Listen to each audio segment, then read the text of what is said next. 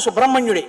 ఎక్కడెక్కడ సుబ్రహ్మణ్యుడి పేరు చెప్తామో, ఎక్కడెక్కడ తలుచుకుంటామో అక్కడక్కడ సంతానం మనకు ఏ విధమైన ప్రమాదం రాదు. సుబ్రహ్మణ్యుడికి నమస్కారం చేస్తే కుజగ్రహ దోషం కూడా ఉపశమిస్తుంది. ఎక్కడెక్కడ షణ్ముఖుణ్ణి ఆరాధన చేస్తారో అక్కడ ఐశ్వర్యం పరిడవిల్లుతుంది.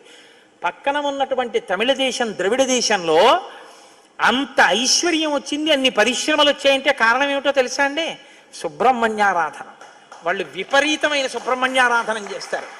సుబ్రహ్మణ్య ఆరాధనం చేసినా, షణ్ముఖుడికి ప్రదక్షిణం చేసినా, ఆయనకి నమస్కారం చేసినా జ్ఞానము, ఐశ్వర్యము, సంతానమునకు క్షేమము, ఆయువు, ఆరోగ్యము అన్నీ కలుగుతాయి.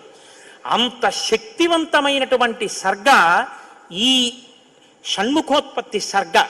అందుకే వాల్మీకి మహర్షి ఎప్పుడూ కూడా అసలు ఫలశ్రుతి చెప్పరు. కానీ